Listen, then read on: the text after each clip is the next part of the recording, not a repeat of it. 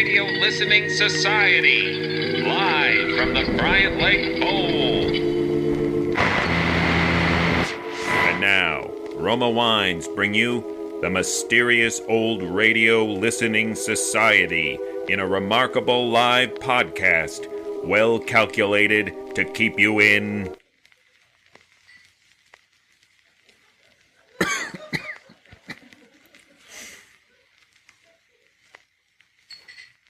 Suspense. No!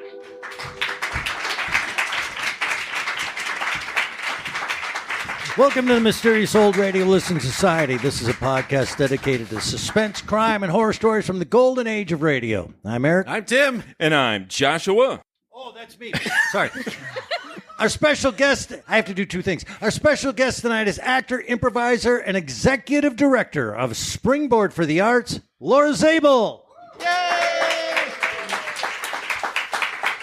Thank you so much. I just have two questions. What's going on and why am I here? The four of us are going to listen to old-time radio. And then what? Talk about it. In front of a live audience? Yes, but not just any live audience. A live audience of incredibly attractive old-time radio fans. Give yourself a round of applause, you sexy nerds. Yeah. Is this a bad time to tell you that I've never listened to old-time radio before? Never? Not even the thing on the Forble board? I recognize none of those words. So, Laura, I've been doing this podcast for 8 years, and I've listened to hundreds of old-time radio shows. 99% of the time, I have no idea what Captain English Major and Comic Book Guy are talking about. So don't worry about it. You'll be fine. Okay, then what happens next? I reveal tonight's episode. A thing of beauty from radio's outstanding theater of thrills, Suspense. Suspense debuted on CBS in 1942 and ran for an astounding 20 years. During that time, the program featured a who's who of Hollywood luminaries, including tonight's leading lady, Angela Lansbury. Oh, I know who that is. And also some things are written down about her.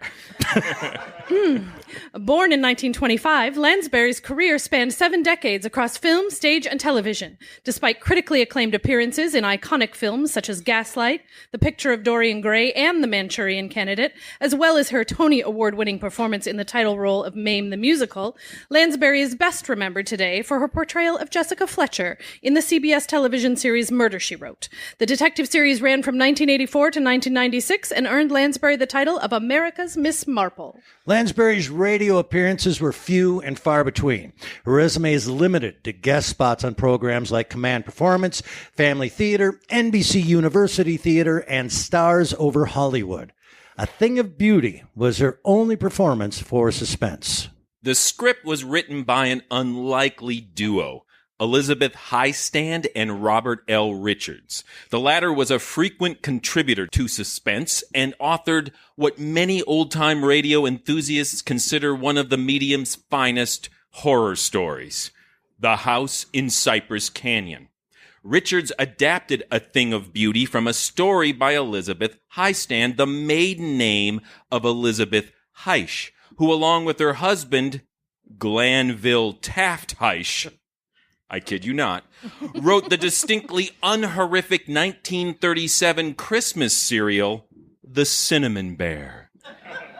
If you are unfamiliar with The House in Cypress Canyon and or The Cinnamon Bear, here is a brief 2-minute recap of both stories. And here's the Cinnamon Bear. My mind was in that hazy borderland between sleep and a dream that's still part of consciousness. Then I was awake. Ellen, are you all right? Yes. Did you have a nightmare or something? No. I heard it too. Well, that didn't sound like any cat. Put on the light. Yeah. Ooh, don't give us a scare like that again, Mr. Bear. Garra. Oh, Judy, I'm scared. Garoo. Oh, Jimmy, hold my hand tight. My name's Paddy O'Sullivan. That sounds Irish. Sure, I'm slightly Irish.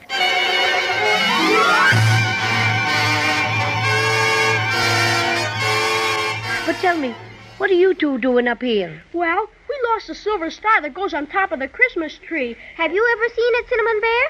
Sure, I've seen it lots of times. Oh, show us where the silver star is, Cinnamon Bear. Oh, it's not here now. It's gone.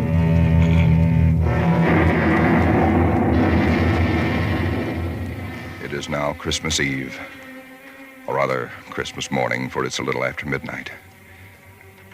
I've been waiting here in the stillness of this empty house for nearly 24 hours, waiting for the end.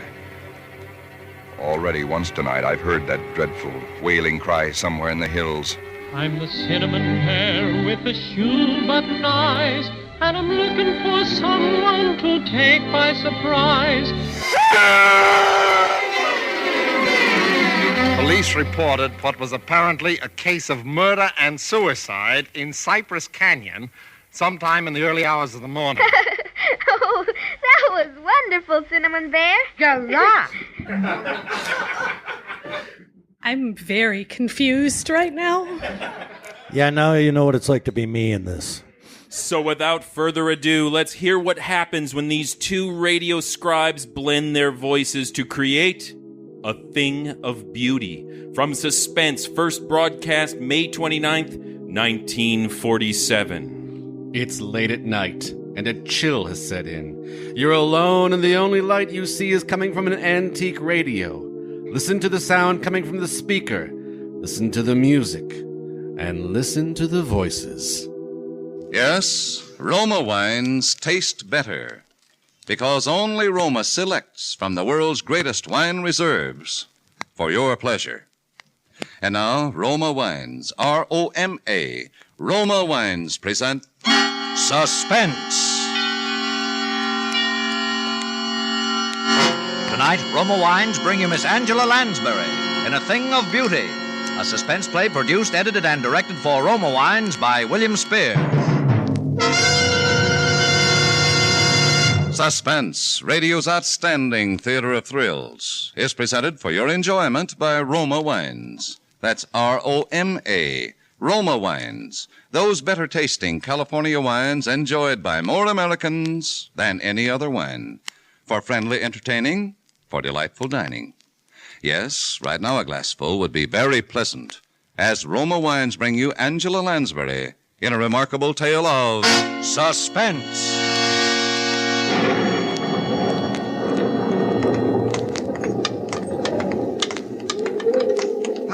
Now, if you will give me your arm. Yes, sir.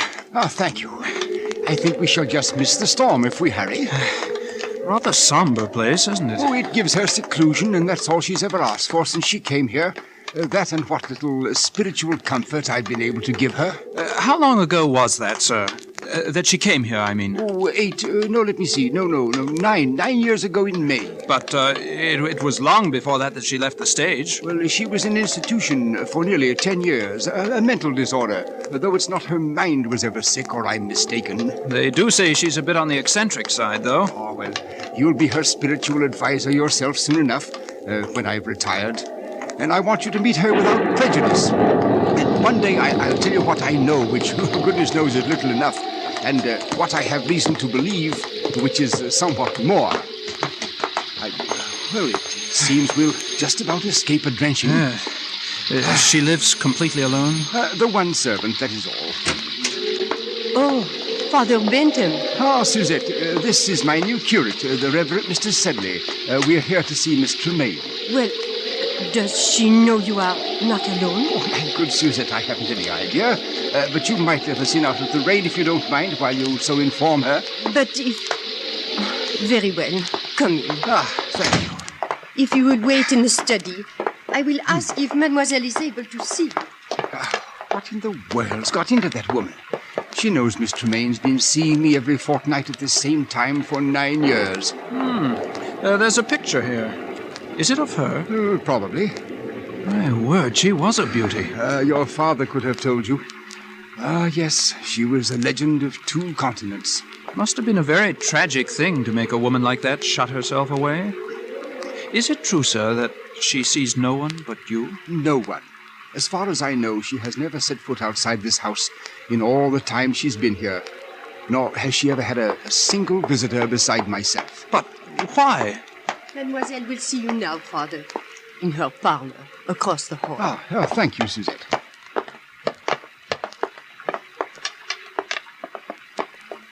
Father Bentham.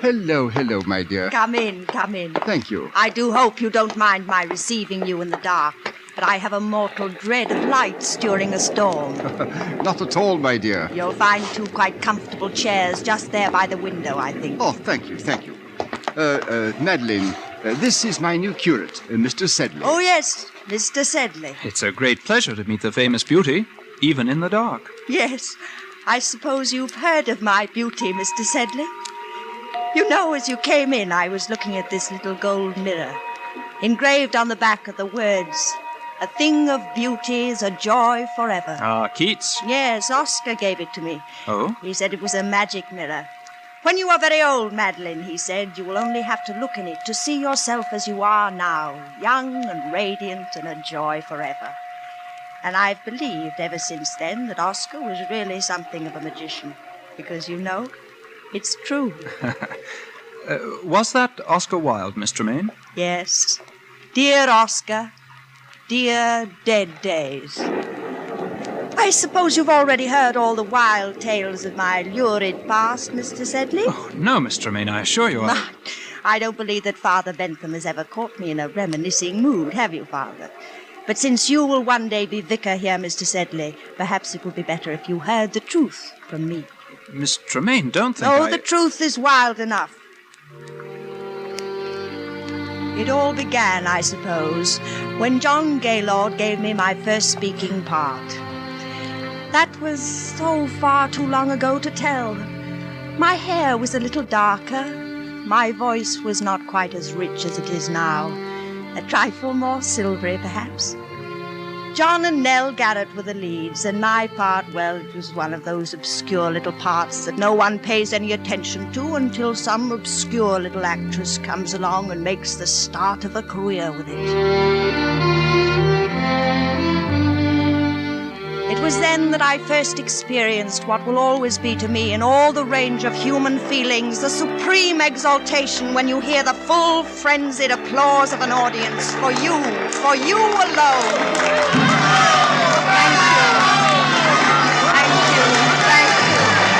Thank you so much.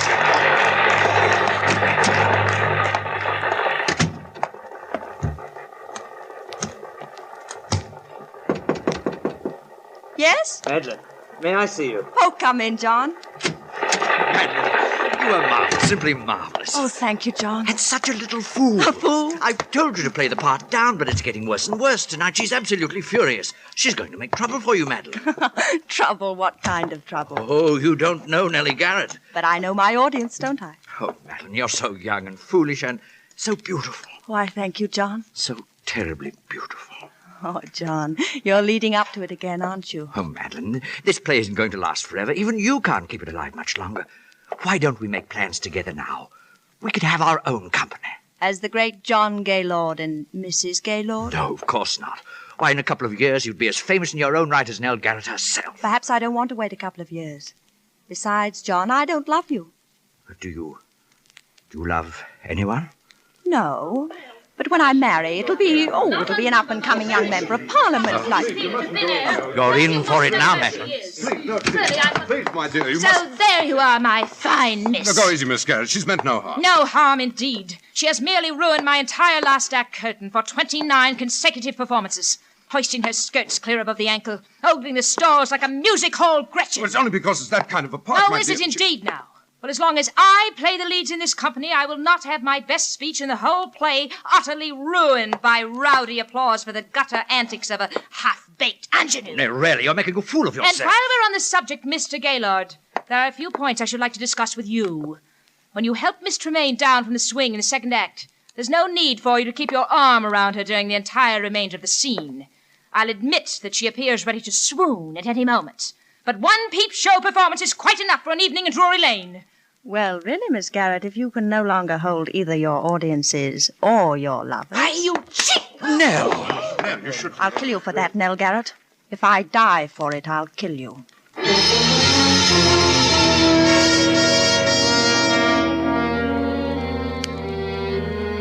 I left the theatre and walked aimlessly out into the night, my eyes blinded with tears. Young, yes, and foolish as I was, I believed my poor little heart was truly broken. For I knew that Nell Garrett could ruin me with every theatre manager in London, and I knew she would. How long I wandered through those misty streets, or where, or even what I did, I shall never know. But just as dawn was breaking, I found myself, by some odd twist of fate, passing by the lodgings of John Gaylord. On a sudden impulse, I climbed the steps to his door. Yeah? Madeline! Hello, John. Darling, did anyone see you? See me? Come in. Where have you been? Just walking. Good Lord. Alone? Yes, why? Don't you know? Yes, John. I'm afraid I do. My career... Your career? Oh, my poor child.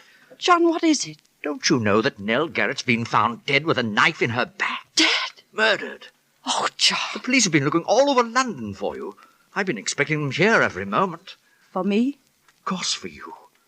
But why? Madeline, last night you threatened to kill her in front of a dozen witnesses. Why wouldn't they be looking for you? Now, Madeline, darling, listen to me.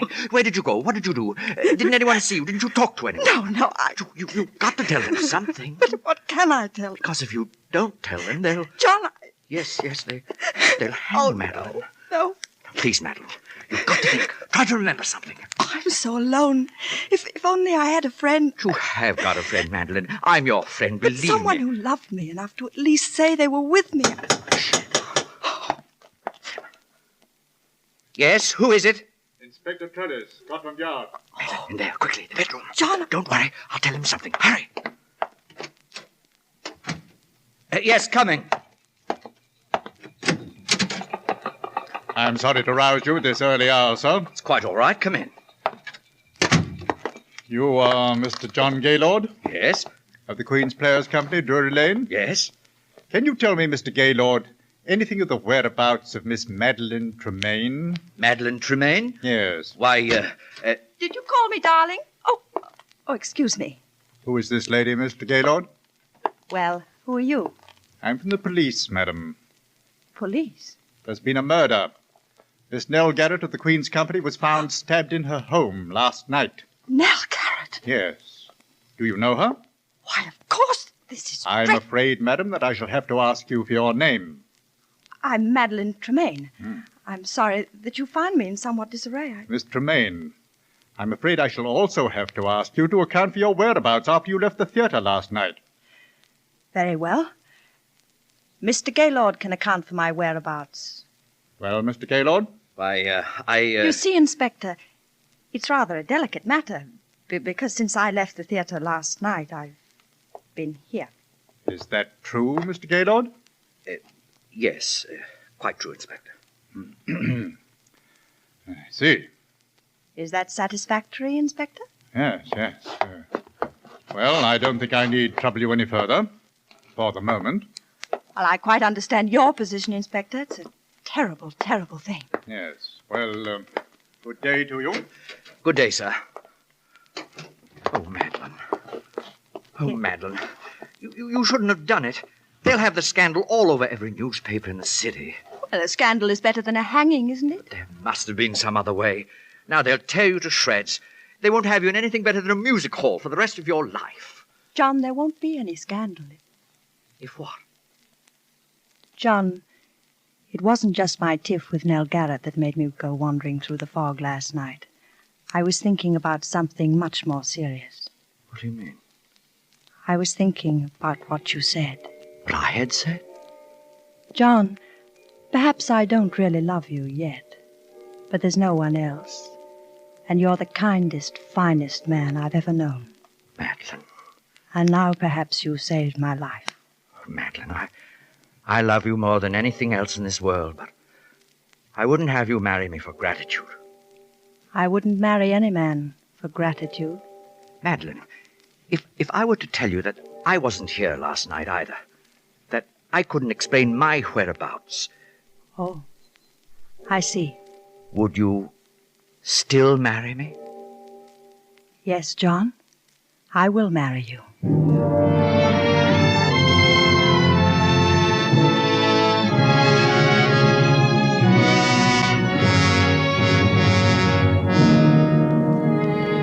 Suspense, Roma Wines are bringing you Angela Lansbury in A Thing of Beauty. Roma Wines' presentation tonight in radio's outstanding theater of thrills, Suspense.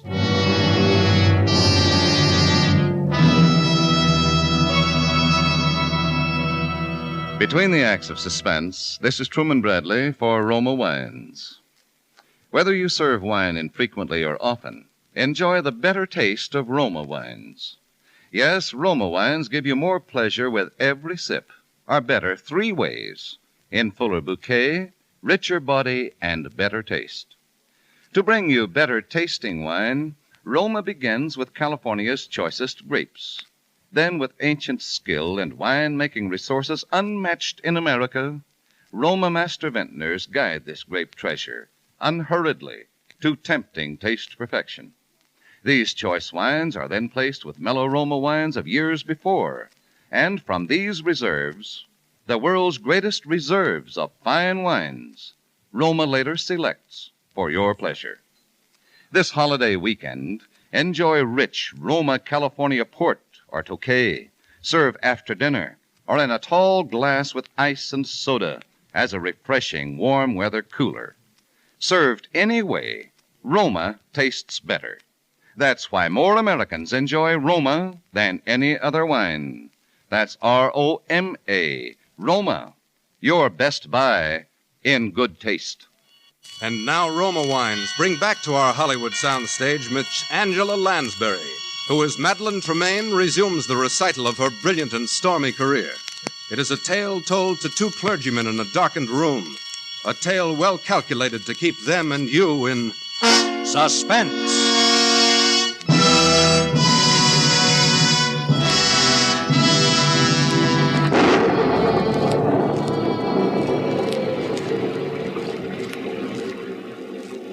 Shall I continue, gentlemen? Oh, yes.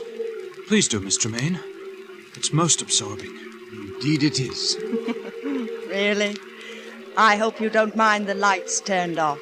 It's the storm. I suppose I am a sort of an elemental creature, but I always love to sit here and have it dark when it's stormy outside. Not at all. Well, then, our marriage was a very happy one.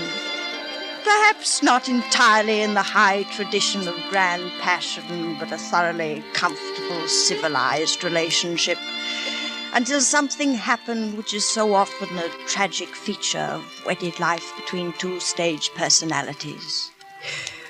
You see, for the first 2 seasons, John and I always played together. And then managers began to ask for me alone. What could I do? I was young, just reaching the peak of my career. John was past his prime and popularity. And so at last he no longer even tried to have a career, but lived along on false hopes and idle dreams and tiresome reminiscences, and took up those little hobbies to pass the time away. Even grew a little stout. It was very difficult for both of us. And then for me came the time and the opportunity that every actress dreams of.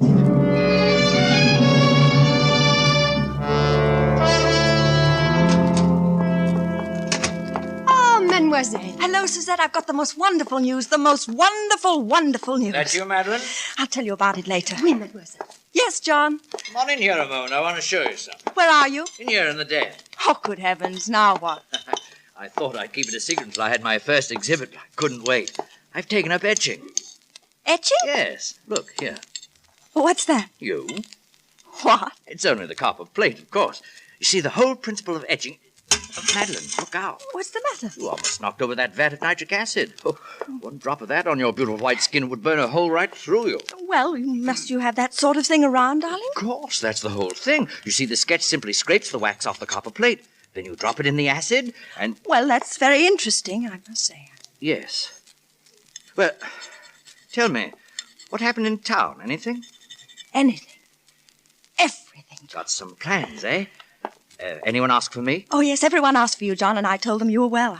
I mean, well, I thought there might be a couple of decent plays for a change. I might consider something. I know, John.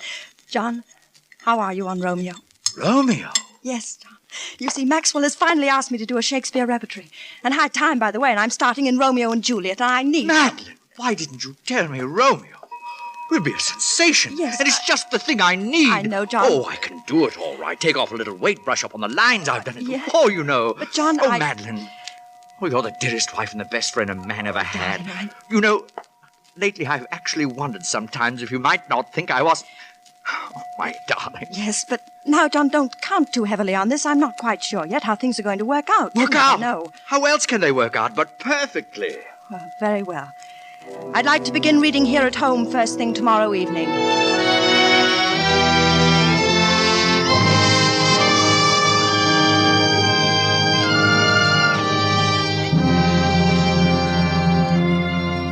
Now, shall we take it from, yet I should kill thee with much cherishing? Yes.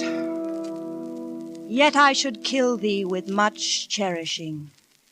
Good night, good night. Parting is such sweet sorrow that I shall say good night till it be morrow. Sleep dwell upon thine eyes, peace in thy breast. Would I were sleep and peace so sweet to rest. Yes, darling, but you see, on those last, you should already be moving off the stage. You don't want to take too much of them after all. The scene really ends when Juliet leaves the balcony. Well, I know, but you can't just throw them away, Madeline, dear. Those are very famous Yes, lines. I know, darling, but we mustn't think so much in terms of lines as of performance. Pardon, mademoiselle. Yes, Suzette. Monsieur Alexandre Duncan is here. Oh, show him in. Oui, mademoiselle. Alec Duncan, what's that young ham coming around for? Well, John, I've been meaning to tell you. Hello, Madeline. Hello, Alec. You know my husband. Oh, why, yes, of course. How do you do, Mr. Tremaine? My name is Gaylord. Of course, Mr. Gaylord. Well, I say, aren't I the luckiest fellow in the world? Are you? John. To be playing Romeo opposite Madeline Tremaine. Madeline, when I got your cable, I could hardly believe it. I jumped on the boat without even packing a bag. Something wrong? John, I have been trying to tell you, but I didn't want to hurt your feelings. If I've interrupted anything. No, it's all right, Alec. John, please don't make a scene. I had to have somebody to rehearse with until Alec got here, and I knew you wouldn't be the slightest help to me if you thought... Oh, John, why must you make an issue of it? I've always known you were a thoughtless, selfish woman. But I never would have believed that you could do anything quite so vile. How dare you speak to me that way? You didn't really think that a man with a 40-inch waistline and a double chin could ever play Romeo, did you? Madeline! I say, you... Get out of here. Get out! Get out! Get out! I say, Madeline. Oh, Alec, I'll have to go and apologize.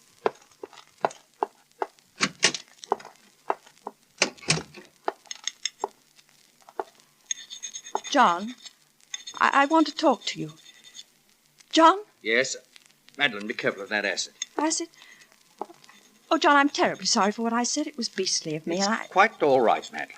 Oh, John, I knew you'd see it that way when you came to Because think... you see, I am going to play Romeo.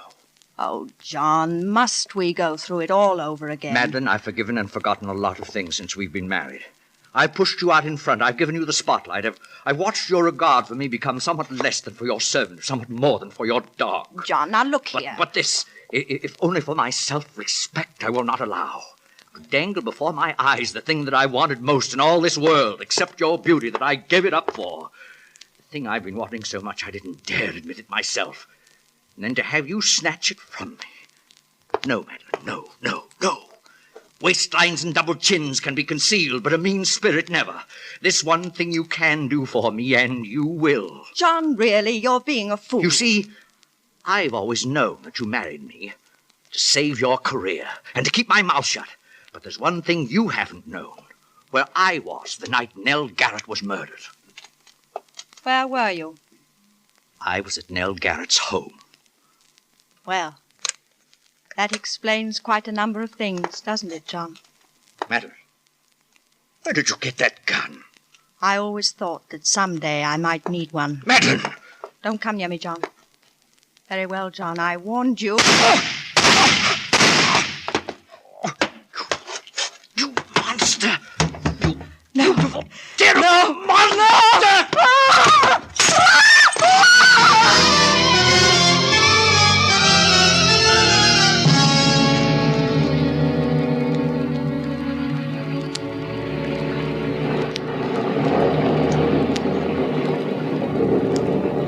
You see, as he sank to the floor, He hurled the bowl of acid at my face.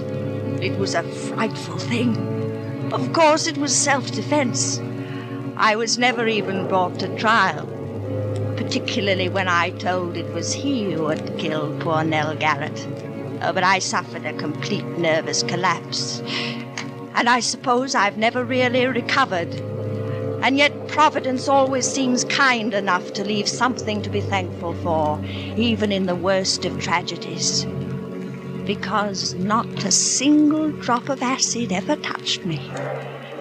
I suppose if it had, I should be horribly disfigured to this day. Well, have I bored you, Mr. Sedley? No. Oh, no, Miss Tremaine. Goodness gracious. Well, Madeline, the storm is almost over. I think we'd best push on. Must you? Well, excuse me for just a moment. Oh, of course, my dear. Oh, my word. The poor woman. Yes. I say, look here. What is it? This mirror. It's not a mirror at all. It has a picture pasted in it. The photograph that's in the study. Poor Madeline. Father Benton, Mademoiselle would like to speak with you a moment before you go. Oh, very well. I'll only be a moment, Sedley. This way, Father. Oh, thank you. Oh, Father. Well, Madeline? You may turn the lights on, Suzette, as you go. Oui, Mademoiselle.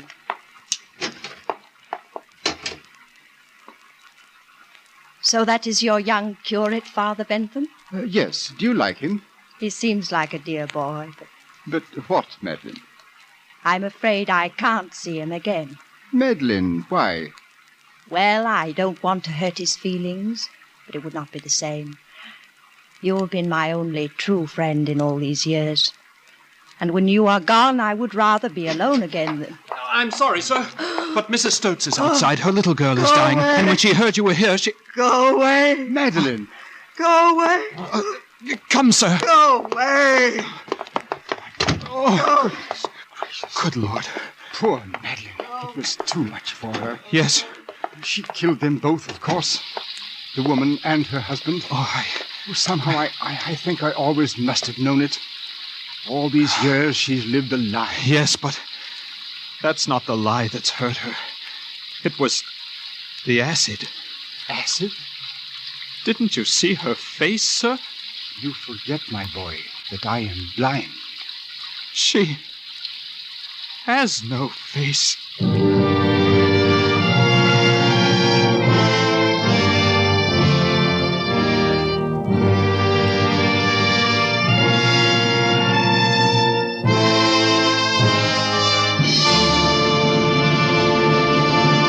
Suspense. Presented by Roma Wines. R-O-M-A, Roma, America's favorite wines. Before we hear again from Angela Lansbury, star of tonight's suspense play, this is Truman Bradley reminding you that in Roma Wine, you enjoy an important difference, an extra dividend of pleasure, in fuller bouquet, richer body, and better taste. Yes, Roma wines taste better because Roma selects better-tasting wines from the world's greatest wine reserves. Discover for yourself why more Americans enjoy Roma than any other wine. This weekend, serve Roma California Burgundy or Sauterne with dinner. You will agree that Roma is a premium wine in everything but price. And now, Angela Lansbury. Hello. I've had many a thrill myself listening to Suspense, and I hope we were able to send a few chills up and down your spines tonight. I'm sure next week's program will, when Roma Wines bring you Hume Cronin in Make Mad the Guilty. It's a real thriller, so don't miss it. Good night. Angela Lansbury appeared through arrangement with Metro-Goldwyn-Mayer, producers of High Barbaree, starring Van Johnson and June Allison. Tonight's suspense play was written by Robert Richards from an original story by Elizabeth Heaston Heisch. Next Thursday, same time, you will hear Mr. Hume Cronin as star of Suspense. Produced and directed by William Spear for the Roma Wine Company of Fresno, California.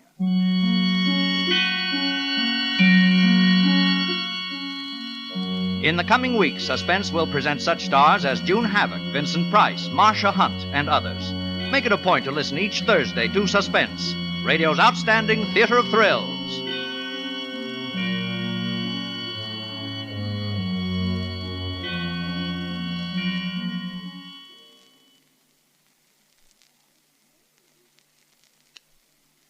A famous name presents a great experience in taste luxury. CRESTA? BLANCA. Cresta Blanca. Cresta Blanca. Yes, for the most discriminating, Cresta Blanca offers two rare California sherries, Dry Watch and Triple Cream.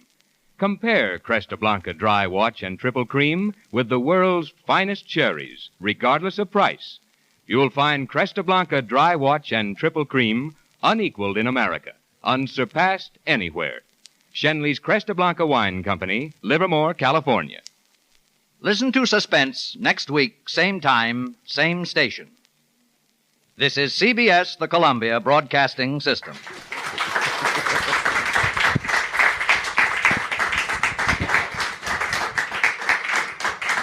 That was A Thing of Beauty from Suspense here on the Mysterious Old Radio Listening Society podcast. Once again, I am Eric. I'm Tim. I'm Joshua. And our very special guest tonight, as we're live from the Bryant-Lake Bowl Theater in Minneapolis, is Laura Zabel. Let's hear for Laura again for being with us. Yay!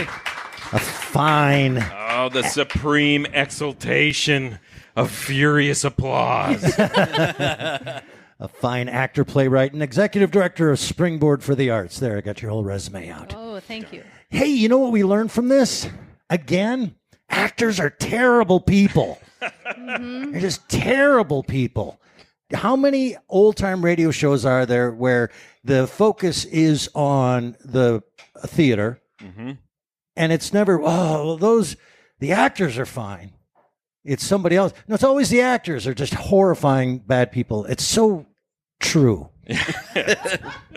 I also learned that women are only valuable if they're pretty. Right? You're just learning it? Well... So many questions. I have so. First of all, apparently, she shot him with a bazooka. Like, that was the loudest gun. The gunshot was.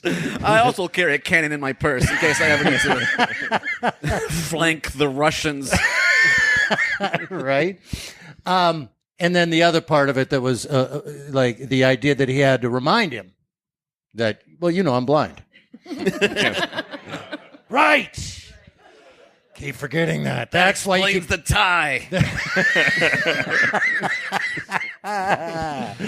So yeah, if you're not familiar with Suspense is famous for twist endings, right? And it always has some kind of wild twist that you think you're going down a path of, all right, I know what's happening, and this one pretty much does it. But the twist on this one, first of all, they were pretty explicit about. Remember, there's acid.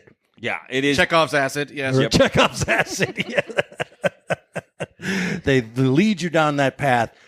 But then, how are you talking? Like, she doesn't have a face? What do you mean you don't have a face?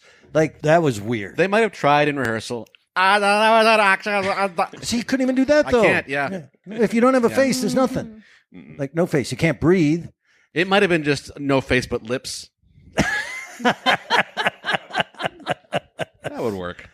Well, he's a young curate. It might have been hyperbolic. This was his first faceless woman he's ever seen. He's lived a secluded life, cloistered life, so he might have been exaggerating a little. Right. So you picked this, right, Joshua? Yes, I did. And you picked it because Angela Lansbury was in it. I picked it for so many reasons. Well, start listing them off. Well, first, I was looking for an episode of Suspense that featured a star who would be known to a general audience but wasn't known for his or her radio work. So I found this with Angela Lansbury in it. I went, oh, cool. And then as a little side note, I've been recently nerding out on this subgenre of film noir, Gothic noir, which is just what it sounds like, combines the elements of film noir and elements from Gothic literature. Right. And I listened to this and I was like, wow, this is Gothic noir radio. In the flashbacks, she is just classic film noir femme fatale, but in the framing sequences, she is the classic gothic mad woman in the attic trope. And so I thought that was really fascinating. And then when I found out it was written by the two authors who had penned The Cinnamon Bear and The House in Cypress Canyon, I was like, we have to listen to this. But then I found out that Laura had never heard any old-time radio before. And so I had to ask myself, is this an acceptable gateway episode of old-time radio? No. And the answer was no. And I did it anyway. There's so many things to hit on that you just said. If you aren't familiar with The House in Cypress Canyon, it is actually episode 1, 330 some episodes ago of this podcast that we ever did. It is considered one of the classic old-time radio shows, one of the best of all time. It's very terrifying. And then Cinnamon Bear is terrifying for completely different reasons. Absolutely.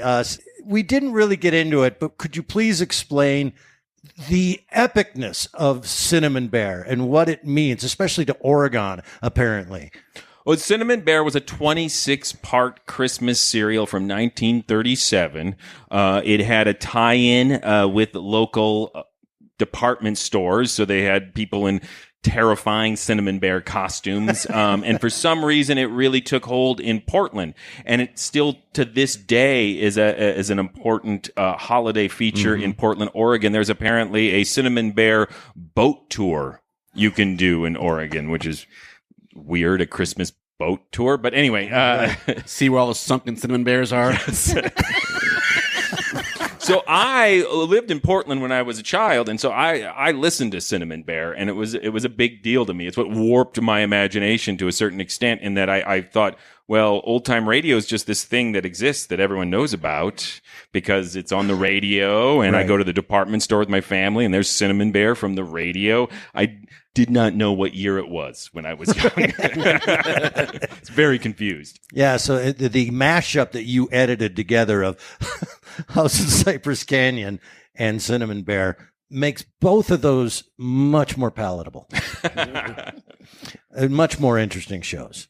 So what I'm curious to ask Laura here about your first experience with old-time radio. Were you like, where are the pictures? I mean, I do know what the word radio means. Oh, okay.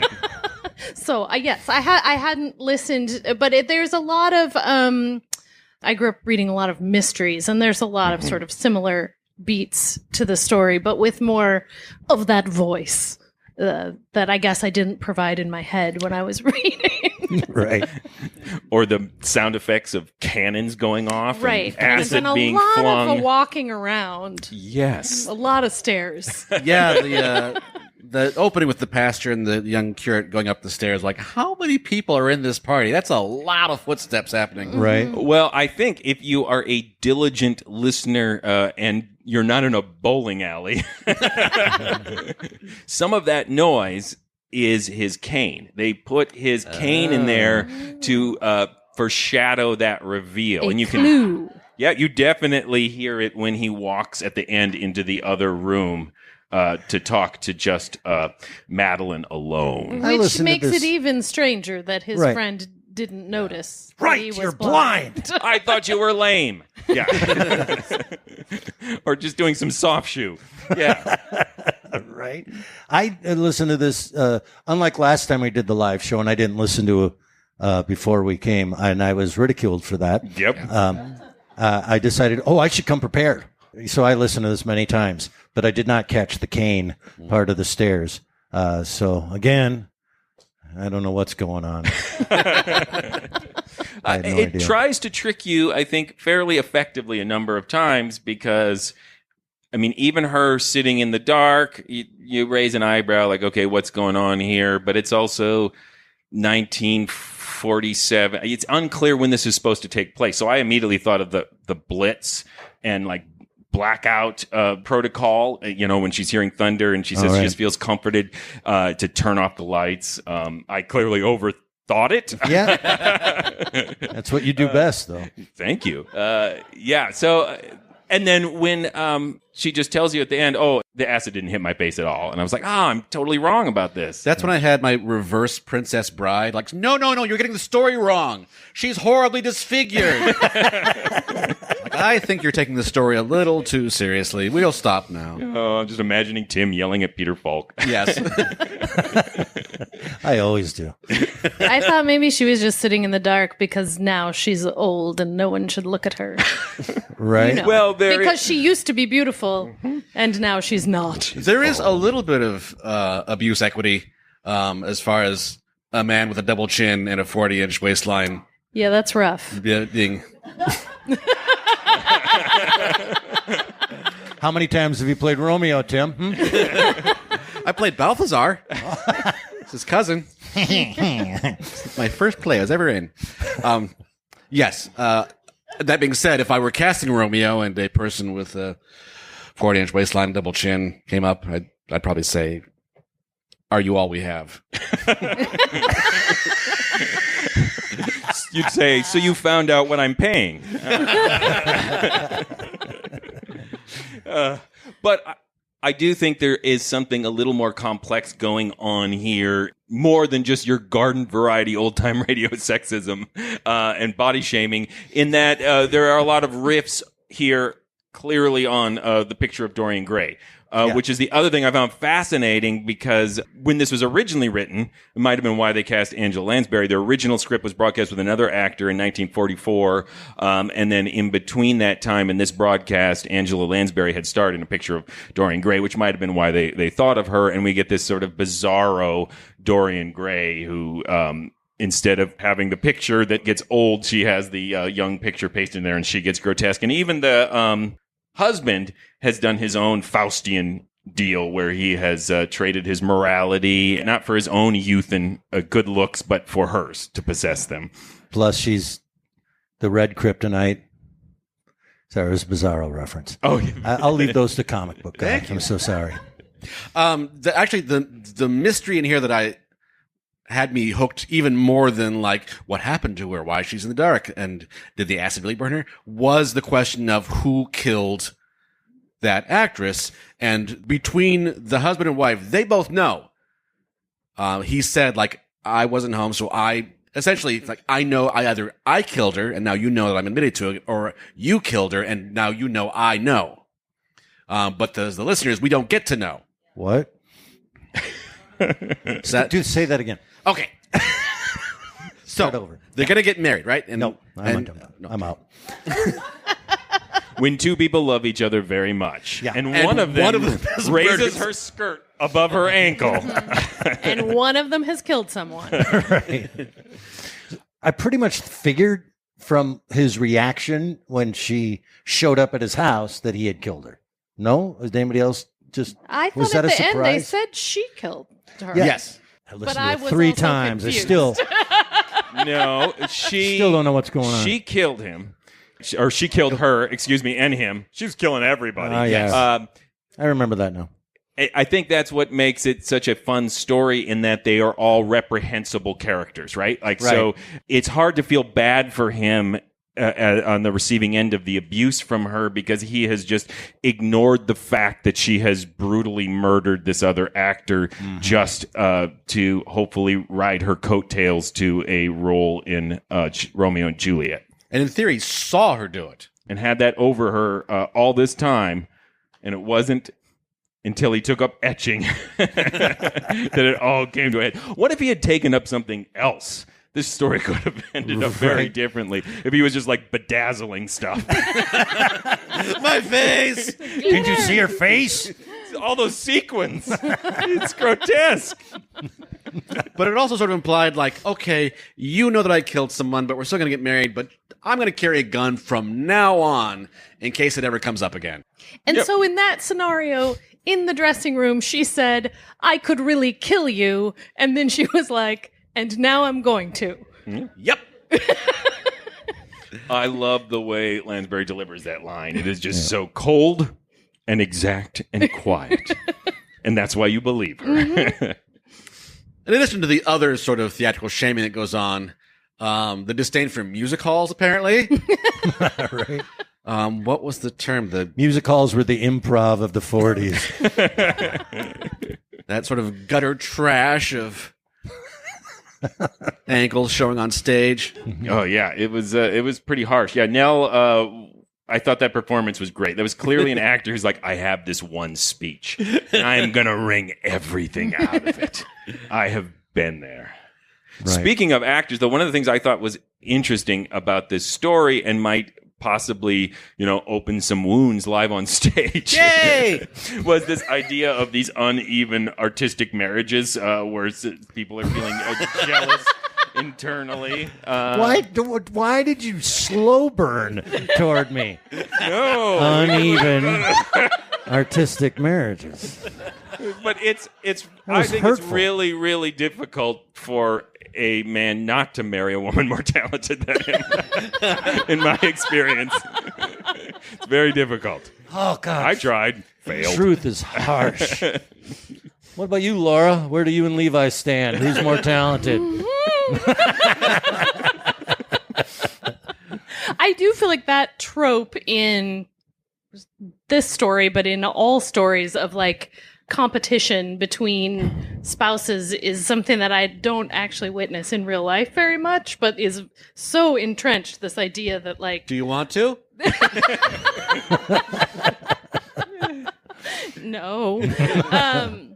That one person has to soar. She's clearly the more respected of the two. That's why she's like, I've never seen this happen in real life.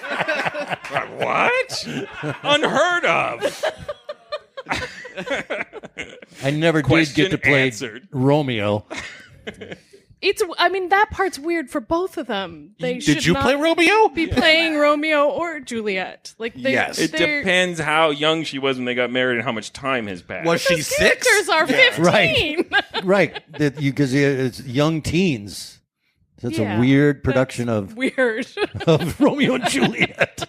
I bet that's more common than weird. I'd see a faceless Romeo and Juliet. Whoa. Ooh. Nice. Wow. Did I actually hit on something? Someone call the Fringe. I got an idea, see? How many faceless actors do you think there are in the Twin Cities? Well, if you count my career as... Figuratively faceless. Faceless. Oh, I know you. You're Shannon Custer's husband. Yeah. It's got you some work, though. Oh, yeah. Yeah, some work.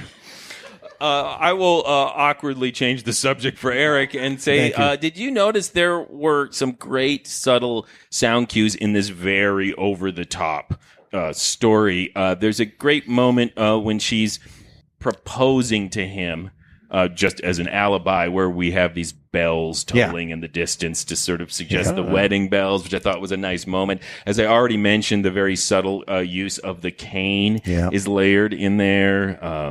The bazooka shooting. The bazooka. I love how earnestly he wanted to describe his etchings to her. Right. It's like, you're married, you don't have to show her your etchings. I'll be honest, I cannot wrap my head around what an etching is. I knew we would have to explain etchings to Eric. What is happening? I also don't know what an etching is. Thank you. He describes them because they are engravings in metal. He describes a copper plate that has wax on it. Then he makes the lines. So you make an etching and then you do prints from it. Yes. Oh, so the etching is to make like a print plate. Yes, but the art of it is making space, the actual... And they put ink on the surface that did not get burnt away. I see. So Gutenberg was an etcher. He should have been carving scrimshaw. Then he could have thrown whalebone at her. Just wanted to get your name in. I just wanted to get whalebone in there. But I also caught that, I'm doing an etching of you, and then the murder started. Yeah. She was not impressed by his etching. Not like his representation. I imagined a stick figure. It may have been. And here's an etching of you killing an actress.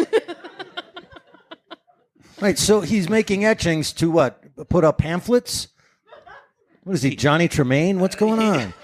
It's art. Oh, so the etching itself is art. In the story, Yeah, it's meant because to it be makes a printmaking. his stupid, now I'm pointless an etching expert. pursuit. Thank you. It's like the model trains in the basement. Podcast recordings. Exactly, yes. It's what he does instead of acting. Yeah, don't get me started on model trains in the basement. That's another one. What's going on? I did not think we would have to explain model trains. No, I get it. It's like, that was not on my bingo card. I'm just shocked at how much time people have. That's it. It's just, what do you mean you built an entire... Anyway, what's going on? Are we voting yet? Okay, so for those of you who have never heard the podcast, at the end, we sort of summarize our opinions. We have a couple categories that we treat very poorly, but I'll still tell you what they are. We will deem if these radio shows we find are classics, if we find that they stand the test of time, maybe not the greatest radio show ever, but fun to listen to, or if they're of historical significance, or finally, if I will never listen to this again, and I wish I could erase it from my mind. All right, so who's starting? I picked it, so I will start. And I had so much fun listening to this episode. And I think part of the reason, I'm realizing one of the reasons I chose it is because I was listening to a number of episodes of Suspense to choose one. And I hadn't come across one I really wanted. I got off of work really late. I think it was on St. Patrick's Day, and I was like, I'm going to keep listening to old-time radio. I'm not going to go home until I choose an episode. So I stopped in at our local bar in Robbinsdale, the Eagle's Nest, put in my earbuds, and they had karaoke night, of course, and it's at the Eagle's Nest, so there's like a middle-aged woman with neck tattoos singing Pat Benatar songs while I'm listening to this, and I think subconsciously I went, I could hear this played in a bowling alley. This would be great. Yeah. So I think that's part of the reason I chose it. But also, I just love how much is packed into this thing. The literary allusions, the genre bending, the Angela Lansbury, all the radio riffs on the picture of Dorian Gray. But ultimately, I think it is one of those cases of quantity over quality. It's incredibly fun to listen to, but I would not call it an old-time radio classic. Just so you're not confused, it's not a classic. Okay, got it. It's no thing on the I don't want to embarrass board. myself Yes. when I'm out in the world talking about this. Have you heard a thing of beauty? But I definitely think it stands the test of time. I think it is really fun to listen to. I'm biased, but yes. Yeah, me too. Often when we talk about a series that has a lot of very strong episodes in it, like Suspense is, it gets hard to discuss of like, this is a classic episode, but there's other episodes of the series that are even more classicer. I would not call this a classic singularly because I feel like the twist at the end of he's blind is kind of dumb. That you did not recognize that the man you had to help up all these stairs were the it's singular. Is it the delivery of the twist or the actual fact that he's blind? Did you tweak that he was blind earlier? Yeah. Okay. And fair play, it's because they give you these little clues of like he's the only person I'll talk to, and he doesn't know why. Yes, but also the delivery, both. It is just something like that guy's an idiot. After a half an hour, like this is a great story, and that guy's an idiot, which makes this. I can't remember our second category. A curate's egg. Yes. So this definitely stands the test of time, and would happily recommend it to anyone who hasn't heard radio before. Oh. I join you on that bus. Yeah, that's my vote.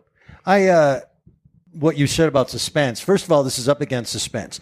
If you've never listened to Suspense before and you're new to it, there are, I don't know, probably 5 or 10 at least amazing episodes of Suspense that are riveting and compelling and crazy good, beautiful storytelling and suspenseful. And we didn't give you that. No, we did not. So when you compare this episode of Suspense to itself, to the series of Suspense, it's not even close.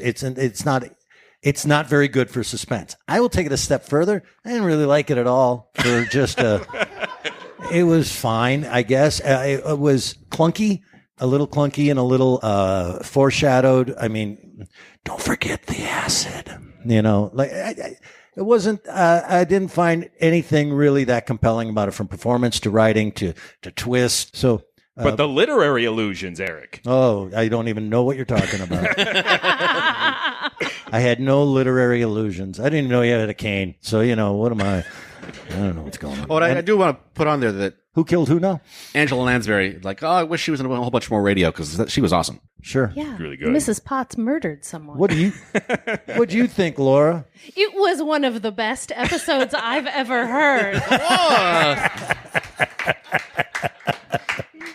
Nice. Elaborate. Oh, more? No, I really enjoy. I also really enjoyed the Angela Lansbury of it. She's it is remarkable, that career all the way to Murder She Wrote and Mrs. Potts and all of that. That's a long and very diverse set of skills she has. Yes. Is that like Liam Neeson? Eras are difficult to transition through, and she did it ably. Right. Yeah, and I loved I'm a sucker for like a theater mystery, so I liked that part a lot. Got one thing right. Hey, audience, by round of applause, how many folks in general really liked this? How many folks? Not so much. Fair enough. No. Slow clap. I got one friend here. You and I are going to hang out and listen to old-time radio together. Who was Minnesotan and didn't clap at all? See what I mean? Yeah. All right, Tim, tell them stuff. Hey, what I say at the end of every episode of the podcast we do is please go visit ghoulishdelights.com. That is the home of this podcast. You can find other episodes there. You can comment on episodes. You can comment on this episode. You can listen to yourself listening to this and then tell us what you thought of yourself listening to it. You can vote in explaining polls. etchings to us. You can also link to our social media pages. You can link to our merchandise store if you would like a backpack with our logo on it, because awesome. And you can also link to our Patreon page. Yes, go to patreon.com/themorals and please support this podcast. We appreciate that you actually bought tickets, for those of you who did and didn't just slip in the back door. Again. But the Patreon is what keeps this podcast going, makes our performances possible. We also have a lot of great extras for Patreon supporters. We have actually enjoyable episodes of Suspense on there. We have bonus podcasts. We have Zoom happy hours where we get together with our fans online and talk about, you guessed it, old time radio. So go to patreon.com/themorals and become a member of the Mysterious Old Radio Listening Society. The Mysterious Old Radio Listening Society is also a theater company, and we do live recreations of classic old-time radio shows and a lot of our own original work monthly. We perform old-time radio drama on stage, and to find out what we're performing every month and where, you can go to ghoulishdelights.com and get tickets to that as well. If you're a Patreon, we film them, and that's part of your Patreon perk. You can watch it at home and not come see us. We'll also be back here to do another podcast recording in May, right? That's our next time here. So look for that as well. We'd love to see you back here. Hey, what are we listening to next? Next, we'll be returning to a series that has been kind of hit and miss for us, frankly, The Weird Circle. But this time, we are going to listen to their adaptation of a classic ghost story by Elizabeth Gaskell, The Old Nurse's Story. Until then... Do we do the thing here, or we say, what are we listening to next? Yes, we do, Eric. All right, here we go. Very smooth. Yeah, here we go. Don't you remember I'm blind? Edit goes here.